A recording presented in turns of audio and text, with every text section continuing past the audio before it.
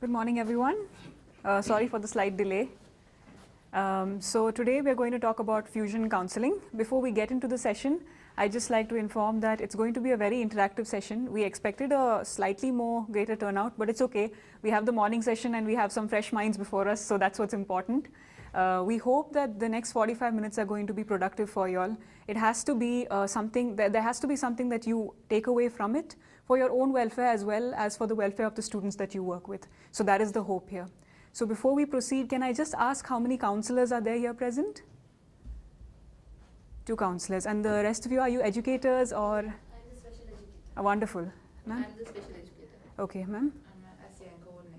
Oh, okay, great. So we all have a certain amount of work within counseling and special education. So this would be very much pertinent to your field of work. Yeah? So first we're going to begin with the idea of fusion. Yeah? So before we start, the What Works theme this time around is the concept of fusion. And if we look at the program schedule for today, lots of talks are about how fusion is being applied in subjects across education, curriculums, and so on. As counselors from the Indian high school, what we thought about was exploring the idea of fusion within counseling. Would it actually be possible to implement it? And if implemented, what would be the potential benefits for our students? So that is what we're going to look at today. Now I'm sure that all of you must be getting an idea of what fusion counseling may be, because they are 2 relatively simple terms. However, before we go to define fusion counseling, we're going to understand some individual therapeutic approaches first. So these are the ones that are widely applied in counseling contexts across schools. So all of you may be already aware of these approaches, but just a quick refresh before we go to fusion counseling. So in any counseling and psychological approach, the human being, let's take the student for example, is considered to be multidimensional. That is to say that they have multiple facets to their life. There is a psychological aspect which deals with the mind, thoughts, emotions, and the resulting behaviors. There's the physiological aspect which deals with the human body, the physical system, and its interaction with the environment. And then there's the psychosocial aspect, that is the place of the student in society, their relationships and their communications with those around them. So these are the 3 core aspects that are addressed in counseling and psychology. So whenever a student's problem is considered, inevitably we assume that the problem not only affects one aspect of their life, rather all the 3. To whatever intensity that may vary, but it does affect to a certain extent. So psychology and counseling has been almost, you can say, subdivided into 4 core sections. 1 that deals with psychotherapeutic counseling and alternative counseling approaches that deals with mental health. 2, the physiological therapeutic approaches that deals with the problem in relation to physical body. How is it affecting the child's physical health? 3rd, psychosocial therapeutic approaches dealing with the relationships, how they are being affected because of the problem. Yeah? So we'll just go into some very famous and commonly applied therapeutic approaches in each of these domains, real quick. So the psychotherapeutic counseling approaches are, I would say, counseling 80% of our work comes under this itself, dealing with the mind and mental health. Some of the famous approaches that counselors are very proficient with are psychodynamic therapy, where we look at the child's past experiences, how past negative experiences can actually lead to negative emotions and behaviors in the present. Especially helpful when dealing with children who have faced abuse or childhood trauma. Then we have cognitive behavior therapy and rational emotive behavior therapy. This is very different from psychodynamic because it deals with the exact present, right now, right here. What is the issue? That is all that we look at. So whatever negative thoughts and behaviors that the problem is causing right now, those are challenged and they are replaced with more positive and realistic thoughts and behaviors. So that is what CBT and REBT is focused on. And then of course we have narrative therapy, which is a relatively new field. Very interesting when working with students especially. It almost takes the problem out of the student. Among students, if you notice, there'll be a lot of self-blame and a lot of attachment with the problem itself, almost labeling themselves with the problem. Narrative therapy takes out the problem from the students, helps them see it from a 3rd-person perspective, and helps them use their own inherent skills to deal with the problem. It's a very empowering technique. So that's also being widely practiced. Now, alternative counseling therapies, they are almost like a derivative of the psychotherapeutic approaches we've seen. These are more new age methods and they are more innovative and they are more practice-based. Rather than the talk therapy that we just talked about, they have a lot more interventions that students can participate in. And these are really picking up in our school settings these days. Some of the examples are art, music and dance therapies, very helpful among students, especially the younger ones who cannot verbalize strong emotions and feelings that they are going through. And also a lot of the creative students who are not very communicative, very helpful for them to verbalize all of their feelings and thoughts. Positive psychology, another very interesting discipline, where in psychology always the focus is on the problem. Positive psychology is like, no, we are going to focus on the strengths of the individual first, help them realize it, empower them, and use the strengths to battle the problem. So the problem takes second place. Then we have mindfulness-based counseling, which helps students stay in the present and focus on their problems in a non-judgmental way. Again, kind of like narrative in the sense that there is a detachment. And then we have play therapy, where we use kind of like expressive therapies. We use play in order to interest students in therapy, in order to help them communicate better, and as a result deal with their psychosocial concerns. So these are related to mental health. Now in the physical domain, we have physiological therapy and support. Simple techniques like relaxation techniques and breathing techniques, which are easily adaptable to conventional counseling. Breathing exercises, muscle relaxation techniques, which can be implemented in classroom settings also. Then we have occupational therapy for children with specific physical health concerns or cognitive disorders to help them develop better life skills. Speech and language therapy, very helpful for children with autism, pervasive developmental disorders and Asperger's. Difficulties in communication have to be addressed to physiological therapy. Then we have massage therapy. What happens when our mind gets constricted is that our physical body also gets tightened. As a result, there is a mind-body connection. When the body gets constricted, the mind also tends to close up. So the whole point of massage therapy is to ease the muscles and joints. As a result, open up the mind, make it more stronger to deal with the problem. And then we have lifestyle changes, which are again suggested by counselors, simple things like exercising, maintaining a good diet, engaging in activities of interest, and so on. So this comes under the physiological aspect. And lastly, the psychosocial aspect, talking about relationships. So a lot of the times, the problems that we face in life can be because of our relationships. It can also be that because of the problem, we are isolating ourselves from people around us, or we are taking out the rage on them. All of this can cause a lot of psychosocial issues. So dealing with that comes under psychosocial therapy. We have family therapy, where we deal with the conflicts within the family and improve communication. Marriage counseling, that would be the same case within couples, between couples. Then group counseling, a very famous approach among students in school settings, widely practiced. Regardless of whether the students are having the same problem or different problems, they can really connect with their peers when it comes to group counseling. And of course, support group interventions.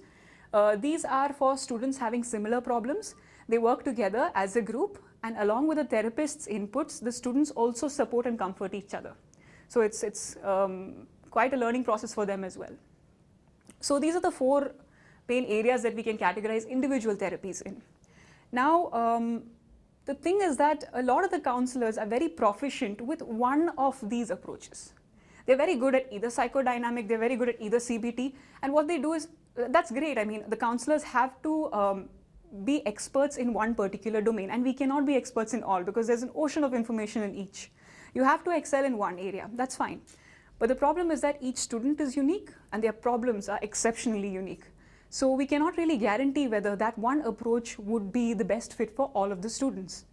So that is why we thought of the concept of fusion counseling. How about if we can take the good aspects of different therapeutic approaches in a manner that is fitting and relevant to the child's problem, such that we are able to see the problem from a much more holistic perspective and not just one school.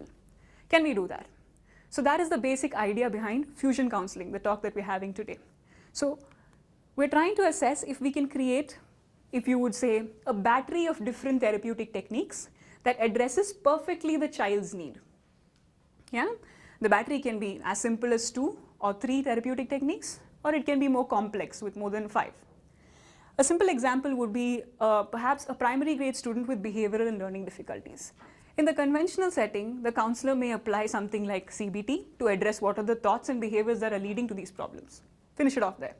They may perhaps go to the special education team in the school, ask them to develop an IEP, individualized education program for the student, finish it off there because of the learning difficulties.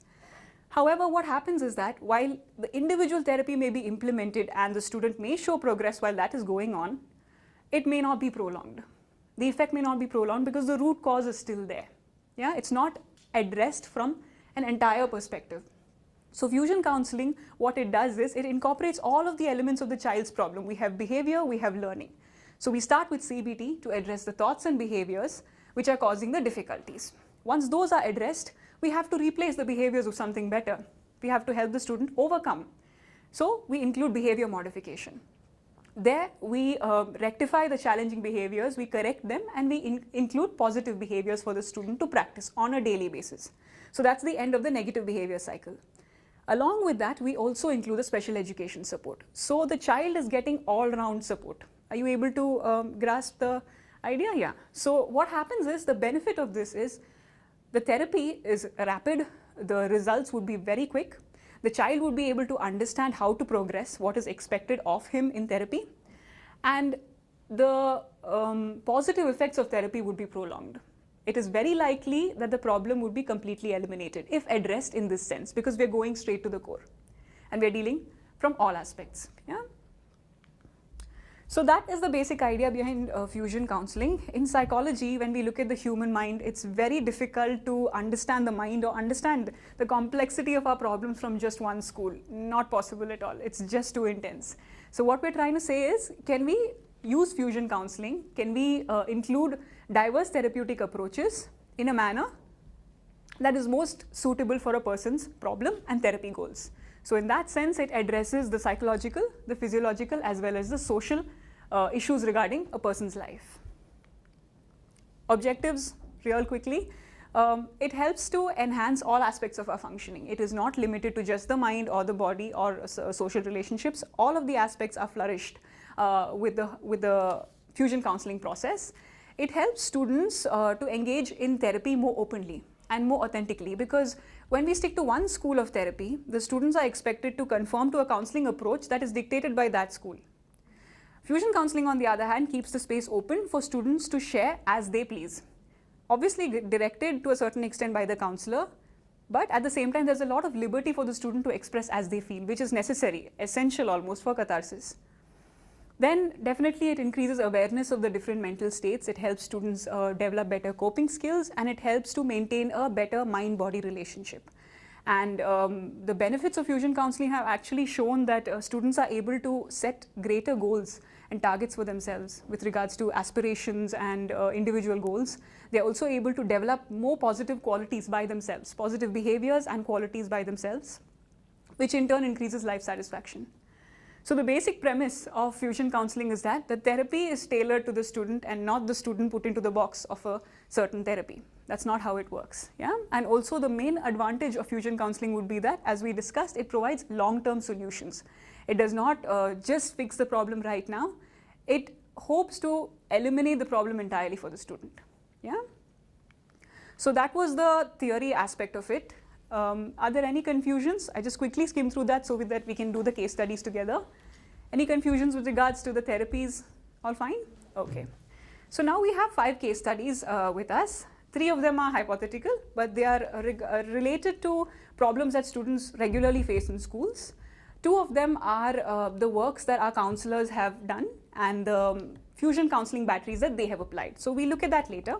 We'll first look at the hypothetical ones. Now, I'll read through the case and I'll be giving all of you, I think just 5, you all can discuss it amongst yourselves in a group.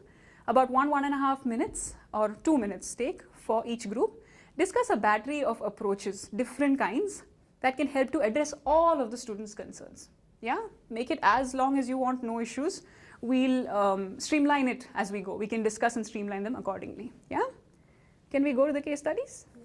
Awesome. All right.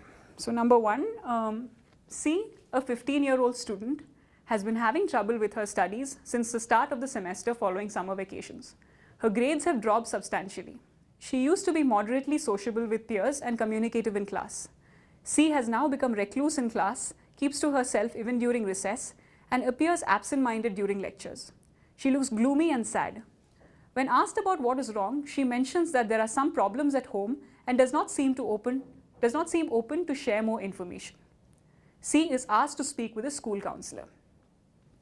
As the school counselor, what approaches do you feel would be most beneficial in helping the student overcome her concerns?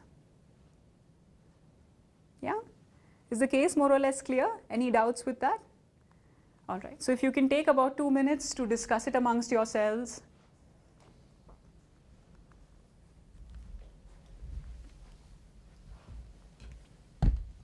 So any and every counseling approach that you feel would be appropriate to address her issue, anything at all. Amongst the ones we discussed or amongst the ones in your personal experience, your practice.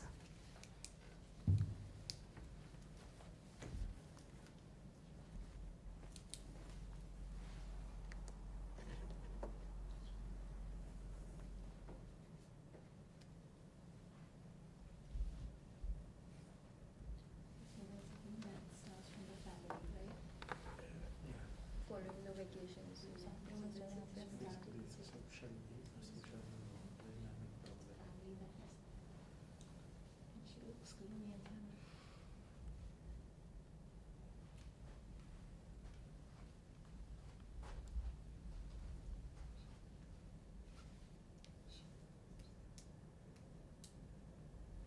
And then mine would be age.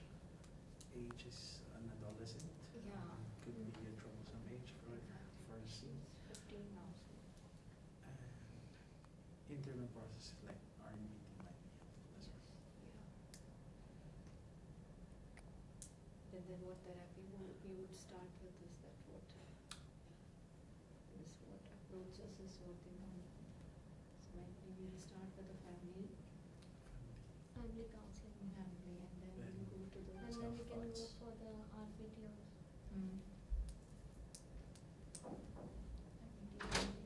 That's there's no point of special education.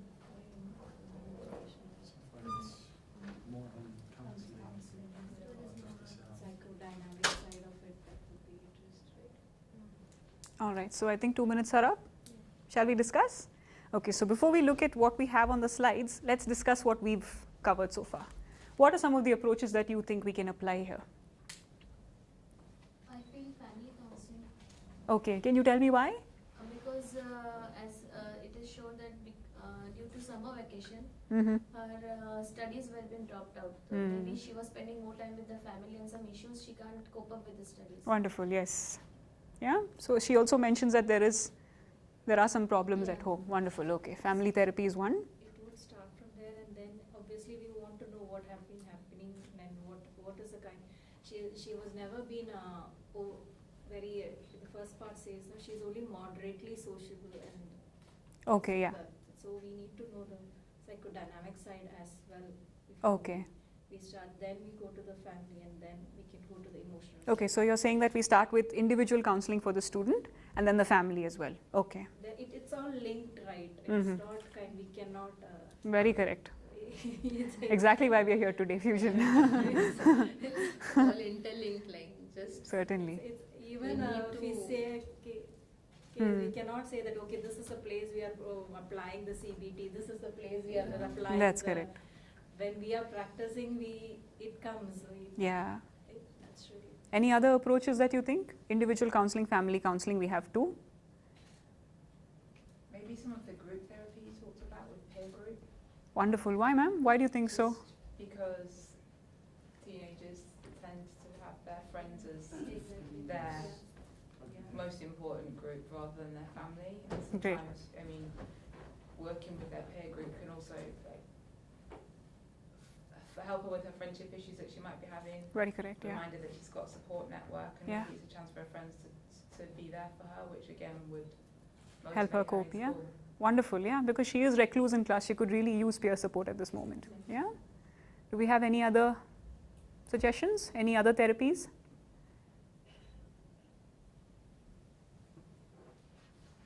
All right, so I think you've covered a good majority of it. Great job, guys. So, as you said, individual student counseling, the approaches can be diverse depending on the student's, the core concern. It can be REBT, it can be psychodynamic, it can be CBT, depending on what the major issue is for the student. We haven't gone into such great detail in the case to keep it as simple as possible for our discussion. Then certainly family counseling to address the problems that are going on at home, bringing in the parents so the student is able to deal with it better. What one aspect we missed out was the physiological. Yeah, because of all of the problems the child is facing, clearly that she would have borderline depressive symptoms, low moods, difficulty concentrating. All of these can also be addressed from a physiological aspect, as we covered previously. So the counselors can suggest some stress buster, relaxation techniques for the student to cope along with the therapy that's going on. Yeah, so that is an element that we can include. Social and interpersonal therapeutic support, as you said, it's very good to help the student reconnect with all of the peers, essential during adolescence. And lastly, education support interventions. If you had noticed, the girl was having some issues with her academics as well. Yeah, she appears absent-minded during lectures. The academic aspect also has to be encouraged at this point, because they should not lose track of that commitment, which is the major commitment of their life. So whatever support the teachers have to provide at that time, the counselors can provide academically, has to be given as well. So that would be an ideal comprehensive counseling battery for this student. Yeah? All right, so can we move to the next one? Great. So the second one is, two 17-year-old students from the class D and E have been known to verbally attack each other often. The teachers have been trying to mediate the fights, but to no avail. They often even yell at each other during class when the teacher is in the middle of the lesson. The teachers take strict actions to discipline their behavior, like sending them out of class and temporary suspension. But they are unfazed by it. The conflict escalated to more harmful levels as the two ended up in a physical brawl during recess. Peers who witnessed the fight remained as bystanders, fearing to intervene. They were also divided about who initiated the fight. One of the students was considerably injured with evident bruises and bleeding. After their injuries are taken care of, the students are sent to the school counselor to talk about their issues. As the school counselor, what approaches do you feel would be most beneficial in helping the students overcome their concerns? It's quite an intense case that we have here, but very much plausible in schools. So if we can take 2 minutes for discussion.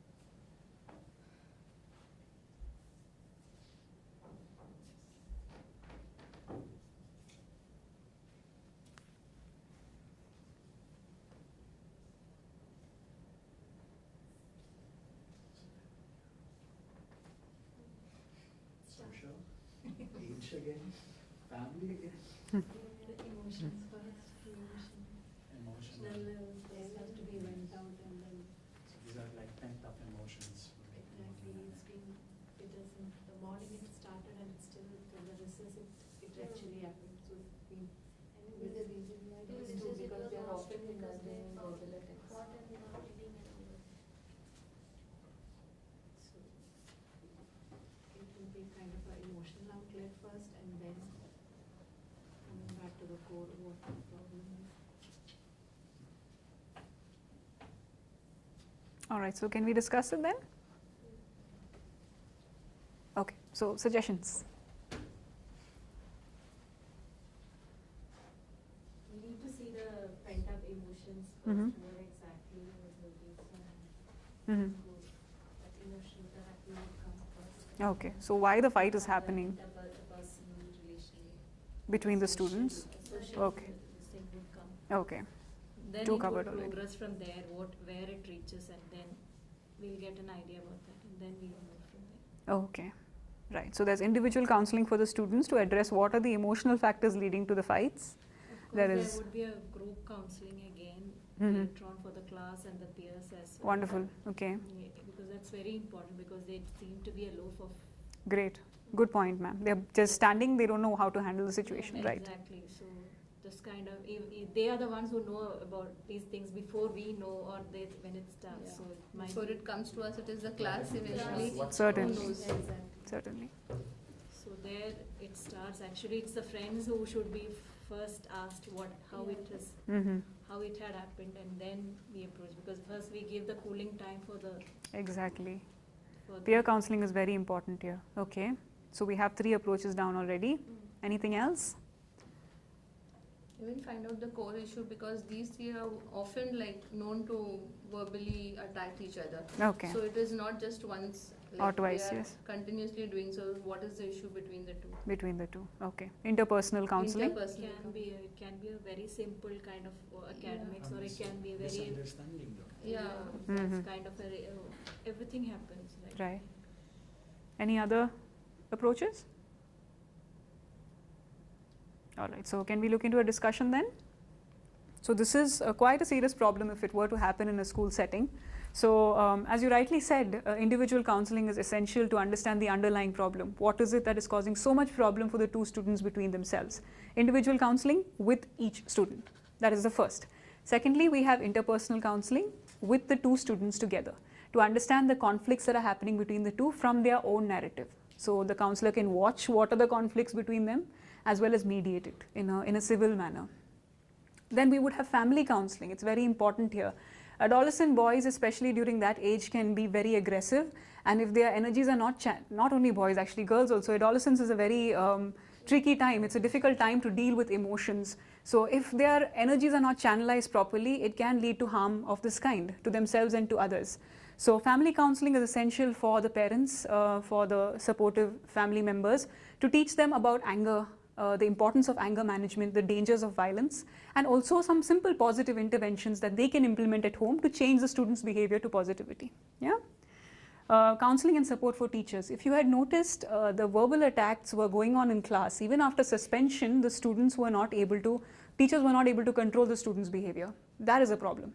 Teachers must be able to control such reckless behavior. If they cannot, then we cannot say to what extent the problems may escalate. So psychoeducation for teachers about how to handle disciplinary issues, reckless behavior of students, and positive interventions, supportive interventions of how they can be implemented in the classroom setting so students are able to change their behavior. A sort of behavior modification, but not to a psychological extent, only what teachers can implement in the class. Then we would need counseling and peer education, as you said, ma'am, because the bystander has a lot of power. So the students that are standing and watching this, they can make the difference between a bruise, a cut, and something much more severe. So if they can quickly go, they are not expected to be part of the fight or to stop the students and be in between. No, not at all. Don't risk your lives. Run quickly to an authoritative figure, go to a teacher, the principal, somebody, get help. That is essential for the peers to know, no matter what fight, verbal attack is going on. Yeah, that is something that has to be educated. And lastly, both the boys have to be given alternative physiological interventions, be it relaxation techniques, whatever suits their temperament, exercising, other hobbies that they can take to. It is necessary for them to channelize the energy such that it doesn't lead to negative emotions like aggression, anger, and beating up their peers. Yeah? So can we move to the next one? All right. F is 6 years old, has commenced first grade, and is having concerns with her learning. She appears interested to learn, but sometimes gets restless in class to the extent that she disrupts teaching and disturbs her classmates. She is intelligent and is able to grasp what is taught, but she gets easily distracted and absent-minded. She requires an extra push from the teacher to complete her schoolwork accurately. Her teacher spoke with her parents to discover a similar trend when studying at home, where if one or both of the parents sit with her and guide her step by step, she is able to complete the work well. If made to complete the work by herself, she gets distracted, keeps aside her books, and goes off to play. Her class teacher has consulted you for support. As the school counselor, what approaches do you feel would be most beneficial in helping the student overcome her concerns? Yeah? So again, 2 minutes, quickly.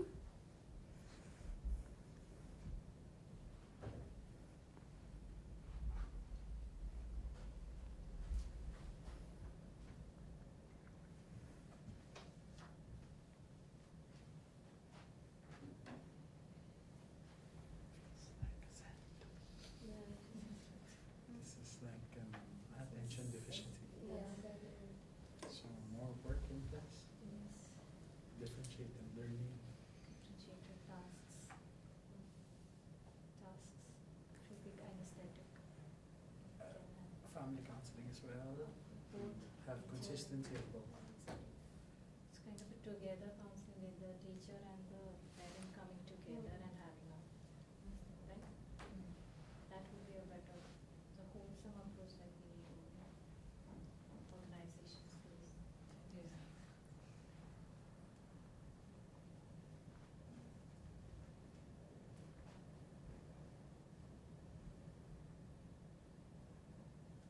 She's 6 years old. Yeah. She doesn't know what she's doing. She just be playing. She wants to play. Actually, play therapy gets would restless work also in work class. with her with regard to those blocks, and if we have those tiny things that would help her to keep her attention. Play therapy would definitely help. All right, so shall we discuss? Okay, so ideas. Occupational therapy. Okay. Why exactly?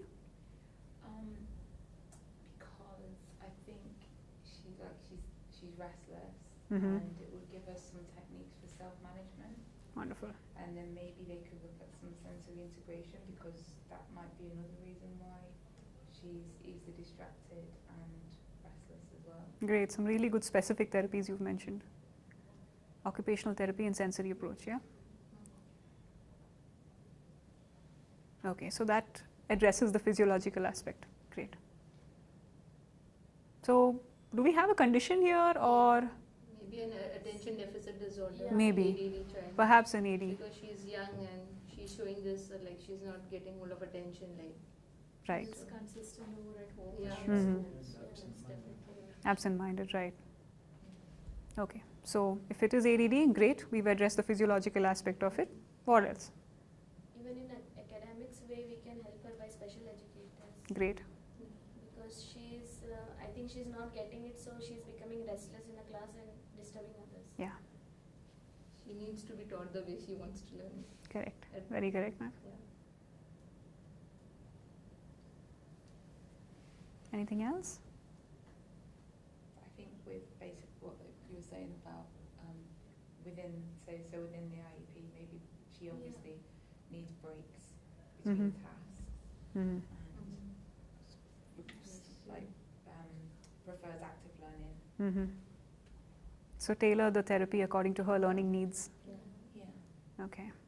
Like some playway method can be used. Play therapy. She's 6 years old, so most of the kids love in the playway method Right. to learn things. Yeah, it would capture her So we attention. can- Yeah. How about with the family? So the family also needs to be addressed about her issue. Mm-hmm. This is a child, maybe she's suffering from this, so you need not just make her sit and study. Mm-hmm. This is like the child is going through this kind of like problem. Okay, So even the parents should be made aware that Okay. you can also take a different approach towards learning. perfect. Teach Okay. her in a different way, like it should not be like the paper pen method. Mm-hmm. Maybe learning happens in many ways. Right. So awareness for the parents, including them into the IEP of the student. Yeah. Yeah. So I think, yep, that pretty much covers the case. Again, a very common scenario in primary schools, learning disabilities manifest at that age. So the first thing would be collaborating with the school special education department to develop a plan exclusively for the student.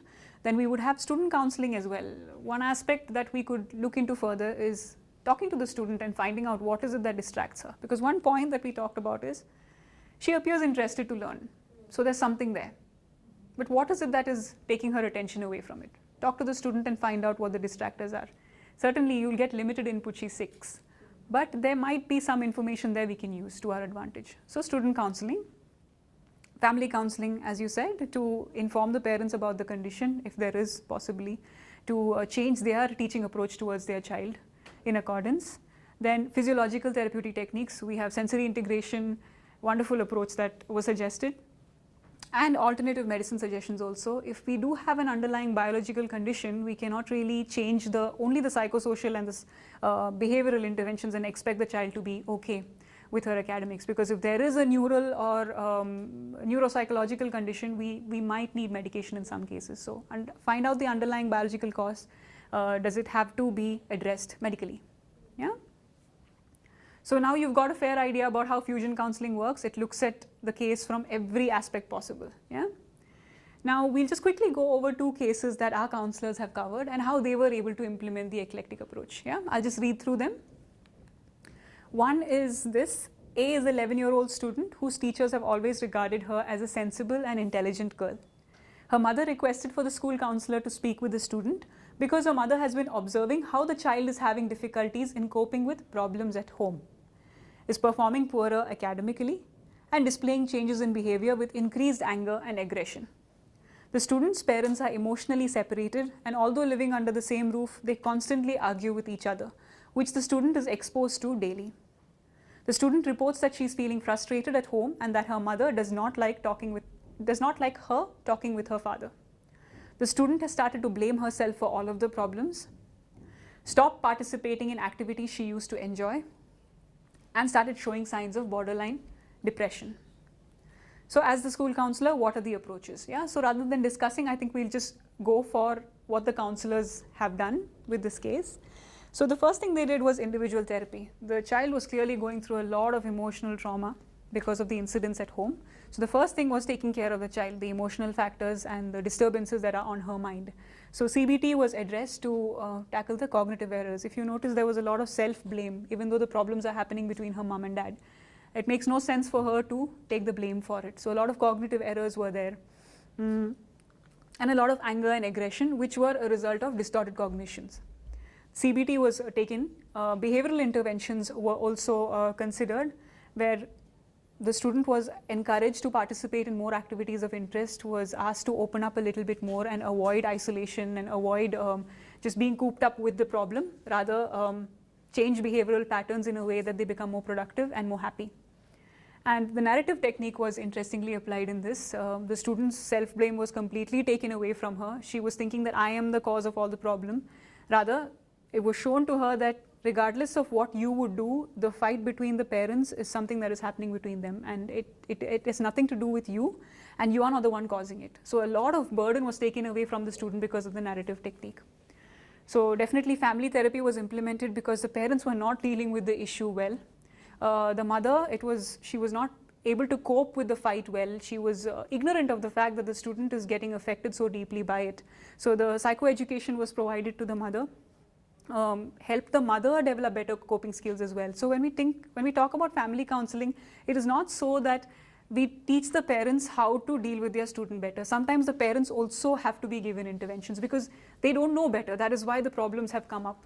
So in this case, the parents were taught about certain coping skills by which they can keep the problem minimal, under control between themselves, and not involve the student, not burden the student. Lastly, the strengths-based approach was involved. If you had noticed, there's one point which says that the mother does not like the child talking to the father. That is not right. She's an 11-year-old girl who knows what decisions to take in her life. And she was comfortable talking to her father. Mother has no right to stop that. So a strengths-based approach was implemented for the student, telling her that you have the right to decide whether you want to speak to your father or not, and the mom was asked to respect that. Yeah, so these were the different approaches that were applied for this case. Okay, so real quickly, number 5, B is a 12-year-old student. His parents have been complaining to the counselor about how he constantly fights with his younger siblings. They also noticed that he started lying to them, hid information about his studies and grades, and always had an issue with bedwetting. Upon inquiring about what is affecting him, B informed the counselor that he feels his parents favor his younger siblings over him, constantly praising them and never doing so for him. He also states that when his siblings make mistakes, the parents tend to blame it on him instead, as he is the elder one. He mentions that he often has nightmares about his parents abandoning him, tends to lash out on his siblings, and is unable to open up to his parents. Yeah, again, there's a lot of sibling tension that's happening here. So how this was addressed was, first of all, there was a physiological assessment. For a 12-year-old child to be bedwetting can be a serious concern. So the counselor assessed whether the bedwetting was a result of the emotional trauma or it has some biological issue. So it turned out that there was a biological concern which had to be addressed. It could have been escalated by the emotional difficulties. Individual therapy for the student for all of the cognitive difficulties that they were facing, to the extent that they are even getting dreams of being abandoned. So it's quite deep. So CBT was applied for the student. Family therapy was suggested for the parents about the dangers of neglecting their children or blaming one child for the mistakes of the other children and the severity it can cause on their mind. Behavioral interventions were also suggested to improve family relationships and dynamics. So the mother was asked to spend more time with the child. Suggestions were made about what activities can be done and so on. This is a case in progress actually, and it's going on very well because of the eclectic approach that's being applied. So are the cases more or less clear? So now are we able to get a fair idea of what we mean by fusion counseling? Yeah? So some other very simple fusion counseling strategies that can be applied, whatever approach that you're taking, psychodynamic, CBT, whatever it be. Some very successful ones in our school are the following, as suggested by our counselors. One is the client-centered therapy. This is a basic one that can be adapted to any school of therapy. It means that you provide a platform for the student to speak according to their own wish, to express freely without directing the counseling session in a particular way.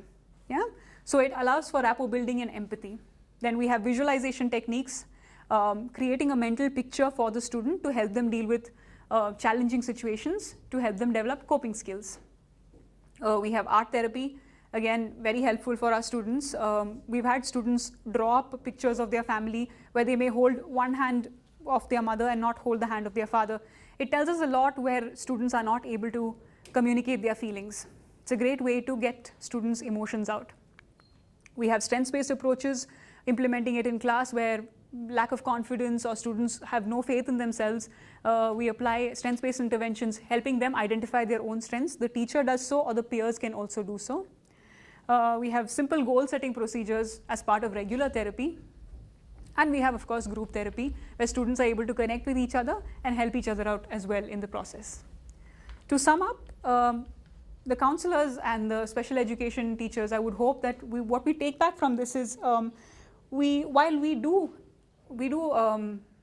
become experts in one particular approach, I think it's necessary for us to open up to other approaches as well, to also improve our learning about the different approaches out there that may be beneficial for our students. So as far as possible, enroll for training in CPD opportunities where you can learn about other approaches, work with other psychologists, other counselors and SEN educators that are working from a different perspective as compared to you. Learn from them and collaborate and share ideas with each other. And also necessarily maintain a data of other professionals who are not using therapies as per your school. It would be helpful if students are not able to, the students' problems are not addressed by you. Rather, a different school or approach would be helpful. You can suggest the contact details of those professionals as well. They can be provided to teachers as well as parents. So that sums it up. So that is fusion counseling for you. So keep an open mind with the approaches for the benefit of the students that you work with. That is the main theme of today. I hope it was productive. Thank you very much. So if you have any questions, please just contact me on this email ID. Any opinions? Thank you. Thanks a lot.